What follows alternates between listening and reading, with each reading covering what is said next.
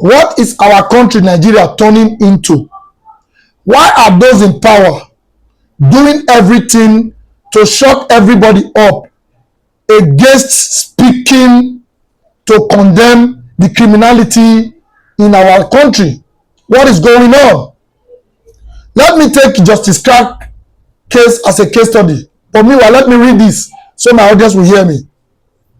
How military adopted activist Justice Crack chained him to a tree for 72 hours over video exposing military atrocity. I think most of us saw that video that Justice Crack did. Military gunned down a certain man. They came out to deny it by saying that it was a stray bullet that hit that guy.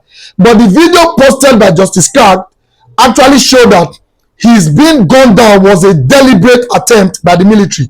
They deliberately assassinated him. And this provoked some top military officers, which led to his arrest. Even though they initially denied arresting him, but they later admitted when they were exposed beyond reasonable doubt. I think mostly by Sahara reporters, and several Nigerians were speaking up to demand for his whereabouts. But however, this is a country where terrorists are being treated with kid glove. Yes, terrorists that have unalived Nigerians in thousands, including Nigerian military, to the extent that several military generals have gone down. But yet, some of these terrorists will be arrested and they are being treated with kid glove. They are being pampered. They are being enlisted to join the Nigerian military and the Nigerian police. But Nigerians that are law-abiding are being treated in this manner. How can you tie somebody to a tree for 72 hours? A law-abiding Nigerian.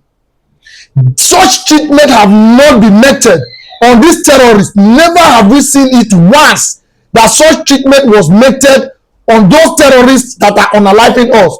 And yet, you have the audacity to treat Nigerians like this. And the country is at peace. This is an obvious example, an obvious proof that the people ruling us today in Nigeria are a group of criminals. Yes, if we were not being ruled by criminals, how can law-abiding citizens be looking like criminals before the government? Why is obeying the law becoming a criminal act to those people in government? I am asking. And to those Nigerian military officers that are in the fight against terrorism, it is so many of you that are sending us videos to complain how you are being treated, how you are being failed by your top officers, right? And now that has led to the arrest of Justice Crack. He's being treated in a manner animals cannot even be treated because he's trying to speak up for you.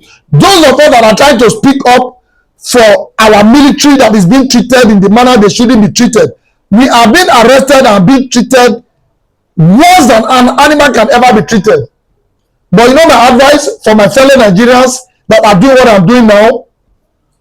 If the younger soldiers, the low-ranked soldiers that are actually doing the fight against terrorism, if you are not being properly fed, your salary is not being paid as at when due, your allowances are not even given to you, yet you remain committed to this military work, you remain committed to be a Nigerian soldier, please stop using us as a middleman to block whatever you are facing. Justice Crack is facing what he's facing now because he spoke up for your favor. If you cannot resign as a Nigerian soldier due to what you are passing through, due to how your top military officers are treating you, then don't complain to us, because we have lost the sympathy to speak for you for whatever reason. That is the truth. You know what to do. You are not being paid well. You are not on a bogus salary. But your top military officers that is denying you of your entitlement are the same people that is treating law-abiding Nigerians in this manner. So if you cannot resign, stop complaining to us. You know the right thing to do as a Nigerian soldier that is being used to fight terrorism. Do the needful. Let your high, top rank military personnel do the fight against terrorism. You are not being fed. You are on a meager salary, yet you are putting your life on the line for things like this. Well, I am not the one to tell you what to do. If you don't know what to do, remain in that fight. But I am very sure your life is just like this. Your life will be terminated any minute from now, and you won't get the sympathy of Nigerians. I mean, the family left behind by you will not have the sympathy of Nigerians. Military are unaliving us. Terrorists are unaliving us. The government is unaliving us.